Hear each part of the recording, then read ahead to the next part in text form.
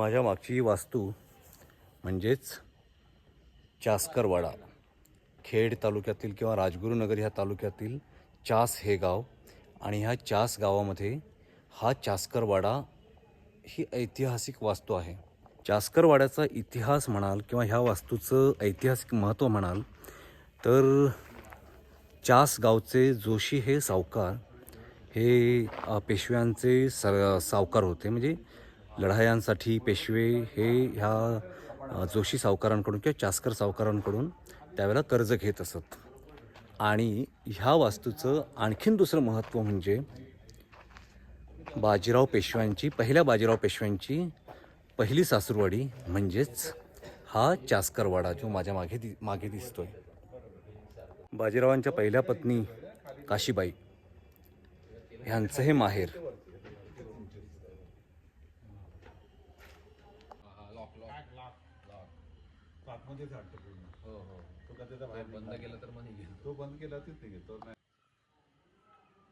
इसवी सन 1759 मध्ये बांधलेला हा वाडा आज 266 वर्ष झाली त्या वाड्याला. आणि हा 3 मजली वाडा आहे. आपण इथं बघू शकाल हा 3 मजली वाडा आज 266 अडीचशे वर्षांपेक्षा जास्तचा काळ ह्या वास्तूने अनुभवला आहे. आज या वाड्यामध्ये चासकर यांची 14वी पिढी आहे. आणि इथं ह्यांचे बरेचसे वंशज आता ह्या 3 कुटुंब ह्या वाड्यामध्येच राहत आहेत. आणि काही आता नवीन मुलं ही आता मुंबईकडे किंवा पुण्याकडे शिफ्ट झालेत. तर आता ही झाली वाड्याची आतील बाजू आणि आता आपण पाहूया वाड्याची बाहेरील बाजू.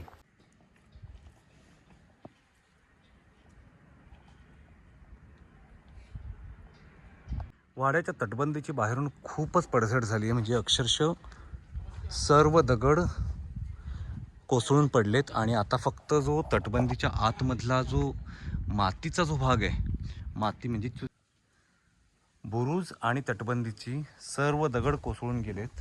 आणि आता फक्त इथे आतला जो मातीचा जो भाग होता, तटबंदीच्या आतली माती, तो तेवढाच भाग इथे आता शिल्लक दिसेल.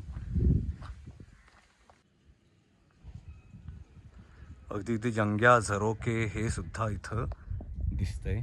पण दगड मात्र सर्व तटबंदीचे पूर्ण निखळून पडलेत.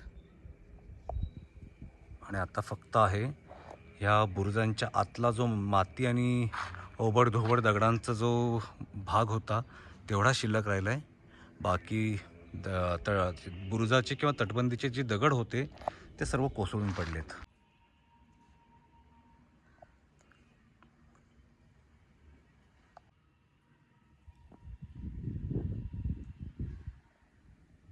एवढं प्रशस्त असं प्रवेशद्वार आहे. आणि कधी काळी 250 वर्षांपूर्वी या वाड्यामध्ये या दरवाजातूनच पहिल्या बाजीरावांचं आगमन होत असेल.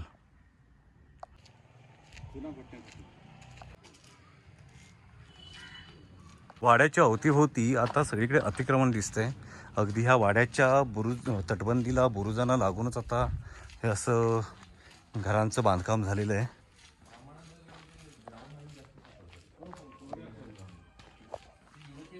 हा वाड्याचा इकडचा पश्चिमेकडील दरवाजा. हा दरवाजा त्या काळी स्त्रियांना वगैरे काही कामानिमित्त बाहेर जायचं असेल तर हा दरवाजा त्यांच्या वापरासाठी होता. कारण मुख्य दरवाजातून पुरुष मंडळी वगैरे जिथे असेल तिथून स्त्रिया बाहेर पडत नसत. हे सगळे नंतर यांच्या आजूबाजूच्या लोकांची घरं असणार का?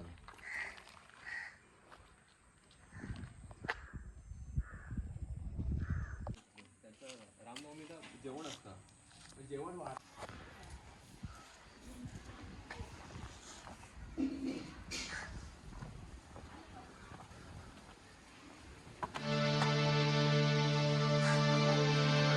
वाड्याची इकडची तटबंदी पूर्णतः